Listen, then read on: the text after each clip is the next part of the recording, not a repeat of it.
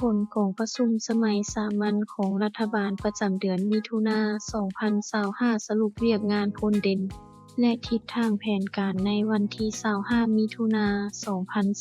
2025 ที่สำนักงานนายกรัฐมนตรีท่านสอนชัย สิทธิพไสยรัฐมนตรีประจำสำนักงานนายกรัฐมนตรี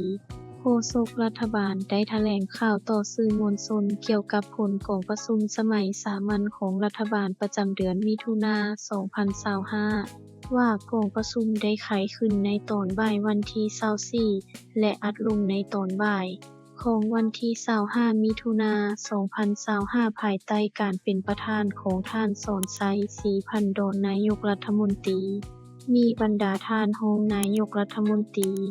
สมาชิกรัฐบาลและผู้ต่างหน้ากระทรวงองค์การเข้าร่วมกองประชุมครั้งนี้ได้พร้อมกันค้นคว้าปรึกษาหารือประกอบคำเห็นและพิจารณารับรองเอาบรรดาหัวข้อสำคัญคือวาระที่ 1 สรุปเวียกงานพลเด่นประจำเดือนมิถุนายนและทิศทางแผนการประจำเดือนกรกฎาคม 2025 ของรัฐบาล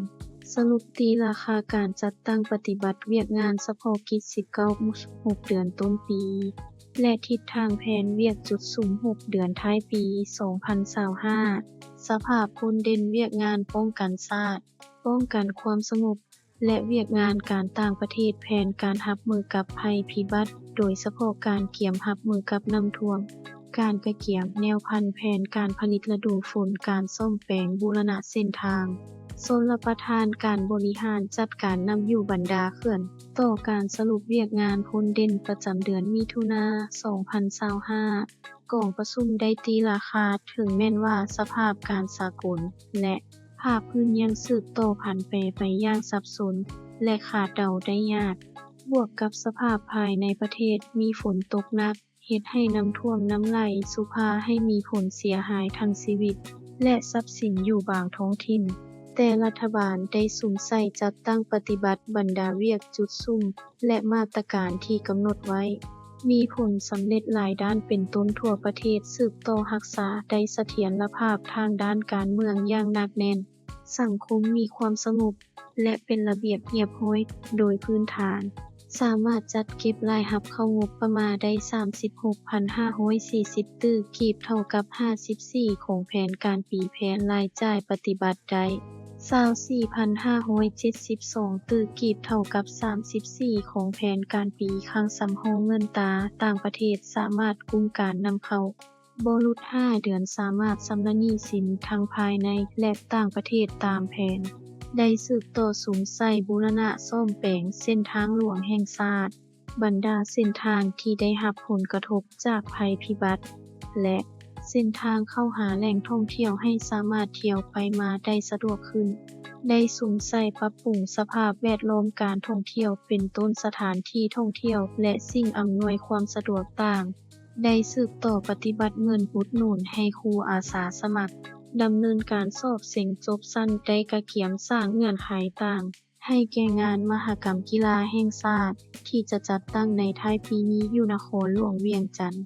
ได้สุมใส่ปรับปรุงกงจักการจัดตั้งของรัฐบาลตามมติ36และมติ56ซึ่งได้ประกาศสำเร็จแล้วได้เอาใจใส่การเคลื่อนเวียกงานต่างประเทศอย่างมีพริบไวซึ่งได้เคลื่อนไหวเยี่ยมยามบรรดาประเทศเพื่อนมิตรและเข้าร่วมบรรดากองประชุมสากลโครงการนำภาครัฐเป็นต้นท่านรองนายกรัฐมนตรีได้เดินทางไปเข้าร่วมเวียกงานตามการเชื้อเชิญอยู่สจีนและรัสเซียสำหรับทิศทางแผนเวียกจุดซุ่มประจำเดือนกรกฎาคม 2025 กองประชุมได้ชี้นำขั้นการ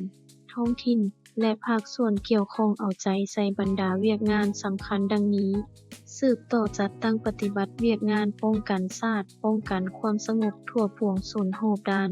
สุมใส่ลงก่อสร้างหาบฐานการเมืองพัฒนาชนบทแก้ไขความทุกข์ยากของประชาชนติดพันเวียกงานสร้างให้เข้มแข็งแก้ไขปรากฏการณ์ย่อท้อทางสังคมให้ลดน้อยถอยลงและแก้ไขปัญหาอาวุธที่นำใส่บ่ถูกต้องเอาใจใส่ติดตามสภาพการเข้าออกเมืองผ่านบรรดาด่านสกัดกั้นและแก้ไขปัญหาต่างอยู่บริเวณชายแดนให้มีความสงบขึ้นสุมใส่กระเกียมโหบด้านให้แก่การจัด กองประชุมรัฐบาลเปิดกว้างครั้งที่ประจำปี 2025 ที่จะจัดขึ้นในเดือนกรกฎาคมนี้พร้อมนี้ขอให้กระเกียมด้านเนื้อในเพื่อพันขยายผลกองประชุมสภาแห่งชาติก็คือการกำหนดแผนเวียกจุดสูง6เดือนท้ายปี 2025 ของรัฐบาลและพันขยายนโยบายสำคัญต่างที่สภาแห่งชาติได้รับรองสุ่มใส่กระเกียมสรุปตีราคา2วาระแห่งชาติในท้ายปี 2025 สืบต่อปรับปรุงกงจักการจัดตั้งตามมติของคณะบริหารงานศูนย์กลางพรรคเลขที่3และมติของสภาแห่งชาติเลขที่51ในหน้าเวียกที่ยังบ่ทันสำเร็จในนี้สุ่มใส่ห้างดำรัสว่าด้วยภาระบทบาทสิทธิและหน้าที่ทางการกำหนดตำแหน่งงานและสืบต่อซับซ้อนจัดวางพนักงานของบรรดากระทรวงองค์การที่ได้ปรับปรุงกงจักรคืนใหม่นั้นให้สำเร็จภายในเดือนกรกฎาคมปรับปรุงกงจักรการจัดตั้งคันท้องถิ่นบรรดากระทรวงสมทบกับท้องถิ่นปรับปรุงคะแนนสายตั้งของตนคันแขวงและคันเมืองให้สำเร็จตามแผนกำหนดสืบต่อสูงใส่จัดตั้งปฏิบัติบรรดามาตรการแก้ไขความยุ่งยากทางด้านเศรษฐกิจการเงินของคณะเฉพาะกิจ19สืบต่อปรับปรุงบทสรุปตีราคาการจัดตั้งปฏิบัติแผนเวียกจุดซุ่ม6เดือนต้นปีและกำหนดแผนเวียกจุดซุ่ม6เดือนท้ายปี 2025 ติดตามประเมินความเสี่ยงและค้นคว้ามาตรการรับมือต่อกับสภาพขาดแคลนน้ำมันเชื้อไฟที่อาจเกิดขึ้นในต่อหน้ากระเกียมการสนองเงินตราให้แก่การนำเข้าน้ำมันหีบโหนค้นคว้ามาตรการแก้ไขสำหรับผู้ที่ได้รับผลกระทบจากการปรับปรุงโครงสร้างราคาไฟฟ้าโดยเฮ็ดเป็นบัญชีละเอียดใจแยกจัดลำดับขั้นผู้ที่ได้รับผลกระทบแต่น้อยหาหลายพร้อมนี้ให้ภาคส่วนเกี่ยวข้องเอาใจใส่เกี่ยวกับการโฆษณาเผยแพร่ให้สังคมรับรู้และเข้าใจเกี่ยวกับความพยายามของรัฐบาลในการแก้ไขปัญหาดังกล่าว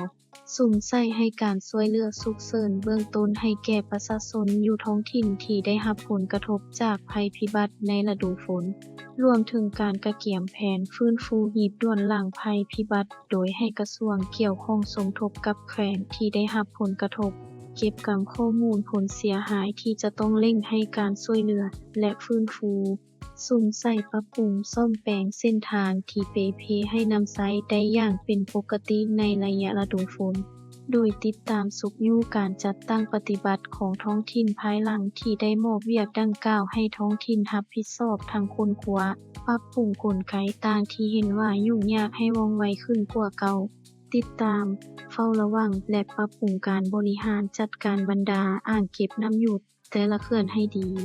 รวมทั้งการแจ้งเตือนให้ท้องถิ่นบ่อนโครงการตั้งอยู่ให้กระเกียมป้องกันและรับมือแก้ไขสภาพน้ำท่วมที่อาจเกิดขึ้นสุขอยู่ส่งเสริมการผลิตกสิกรรมเป็นสินค้าโดยเฉพาะแม่นการผลิตฤดูฝนให้ได้ตามแผน10สืบต่อสุ่มใส่การเอาครูอาสาเข้าเป็นกำลังทหารใหม่ไปเป็นครูสอนช่วยอยู่เขตห่างไกลศอกลิกที่ขาดแคลนครูเพื่อให้ทันปฏิบัติในไตรมาส3เอาใจใส่เก็บกรรมและคุ้มครองแรงงานที่ประเทศใกล้เคียงส่งกลับมาโดยถือเอาโอกาสนี้อบรมฝีมือแรงงานและจัดสรรอาชีพให้เขาเจ้าสืบต่อพันขยายผลการไปเยี่ยมยามต่างประเทศของการนำขั้นสูงของภาครัฐเป็นต้นกองประชุมสุดยอดอาเซียนครั้งที่46กองประชุมสุดยอดปิ่นอ้อมและอื่นกระเกียมให้แก่การนำขั้นสูงของภาครัฐไปเคลื่อนไหวเยี่ยมยามและเฮ็ดเวียกอยู่ต่างประเทศในต่อหน้าส่วนบรรดาบทรายงานเป็นต้นสรุปตีราคาการจัดตั้งปฏิบัติเวียกงานเฉพาะกิจ19 เดือนต้นปีและทิศทางแผนเวียกจุดสูง6เดือนท้ายปี 2025 สภาพพลเด่นเวียกงานป้องกันชาติป้องกันความสงบและเวียกงานการต่างประเทศแผนการรับมือกับภัยพิบัติโดยเฉพาะการเกียมรับมือกับน้ำท่วมการกระเกียมแนวพันธุ์แผนการผลิตฤดูฝน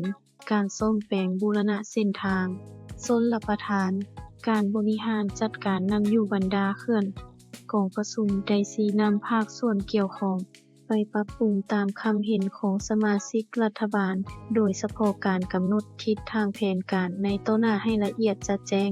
ครบถ้วนแท้ตัวจริงลงลึกกะเกียมความพร้อมรับมือต่อสภาพความเสี่ยงและท่าเอียงต่างที่อาจเกิดขึ้นรับประกันการจัดตั้งปฏิบัติมีความว่องไวทันการมีประสิทธิภาพและประสิทธิผลทางสามารถแก้ไขได้บรรดาข้อคงค้างและหางเสียงบ่ดีต่างในคงเขตเวียกงานดังกล่าววาระที่2กองประชุมพิจารณาร่างนิติกรรมจำนวน3ฉบับโดยได้เห็นดีการหลักการรับรองเอาห่างดำรัสว่าด้วยธุรกิจน้ำมันเชื้อไฟและห่างดำรัสว่าด้วยฐานข้อมูลพลเมืองและบัตรประจำตัวซึ่งกองประชุมได้ชี้นำให้ภาคส่วนเกี่ยวข้องนำเอาบรรดาห้างนิติกรรมดังกล่าว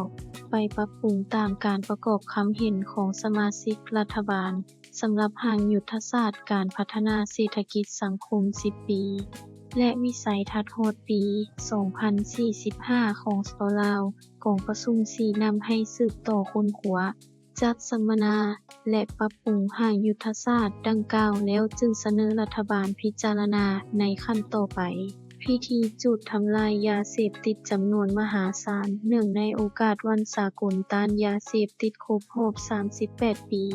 กระทรวงป้องกันความสงบได้จัดพิธีจุดทำลายยาเสพติดเนื่องในโอกาสวันสากลต้านยาเสพติดวันที่ 26 มิถุนายนครบรอบ 38 ปี พิธีดังกล่าวได้จัดขึ้นในวันที่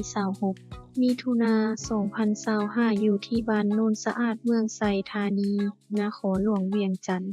โดยการเป็นเกียรติเข้าร่วมของท่านสอนไส ศรีพันดรนายกรัฐมนตรีแห่งสปลาว และท่านผู้วิไลลาคำฟองรองนายกรัฐมนตรีกระทรวงป้องกันความสงบประธานคณะกรรมการแก้ไขปัญหายาเสพติดระดับชาติพร้อมด้วยชาวนุ่มเยาวชนและภาคส่วนที่เกี่ยวข้องเข้าร่วมการแก้ไขปัญหายาเสพติดเจ้าหน้าที่ได้เอาใจใส่เฮ็ดเวียกงานสร้างความรับรู้ทั่วสังคมเป็นต้นแม่นได้เอาใจใส่โฆษณาศึกษาอบรมเผยแพร่กฎหมายผลให้ภัยอันตรายของยาเสพติดได้ออกไปยั่งยืนรับรองบริษัทเข้าร่วมโครงการปลูกพืชทดแทนการปลูกฝิ่นอยู่แขวงภาคเหนือมีประชาชนได้รับผลประโยชน์ 58,185 ครอบครัวต่อกับเป้าหมายผู้เสพยาเสพติดผู้ถูกขอหายได้นำเข้าศูนย์บำบัดปิ่นปัวฟื้นฟูสุขภาพที่มีในทั่วประเทศ 14 ศูนย์ในปี 2024 มีทั้งหมด 8,476 คนหญิง 392 คนในนั้นปิ่นปัวดีแล้วกลับคืนสู่ครอบครัวมี 5,427 คนหญิง 276 คนสืบต่อปิ่นปัว 3,049 คนหญิง 96 คนสามารถสร้างบ้านปลอดยาเสพติดได้ 3,222 บ้านสร้างบ้านปลอดคดีได้ 2,899 บ้านสร้างโรงเรียนสถาบันการศึกษาปลอดยาเสพติดได้ 5,917 แห่งสร้างสำนักงานองค์การกำลังประกอบอาวุธปลอดยาเสพติดมีจำนวนเพิ่มขึ้นในแต่ละระยะเคียงคู่กันนั้นได้ปฏิบัติมาตรการทางด้านกฎหมายสามารถแก้ไขมากหลายคดียาเสพติดได้ทั้งหมด 4,158 เรื่อง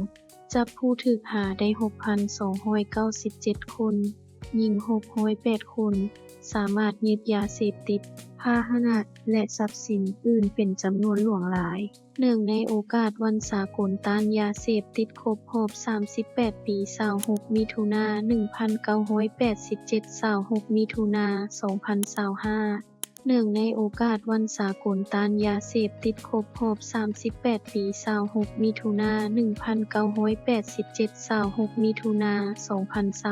2025นี้ในนามต่างหน้าให้พรรคและรัฐบาลแห่งสาธารณรัฐประชาธิปไตยประชาชนลาวและในนามส่วนตัว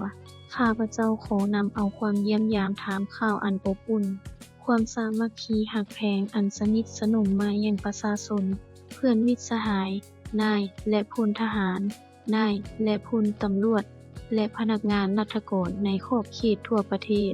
ถือโอกาสนี้เป็นการยืนยันคืนถึงมานะจิตทางการเมืองและค ความหมายมั่นอันแรงกล้าของวงคณะญาติสากลการร่ວมมือกันในขบวนการต้านยาเสพติดแล้ว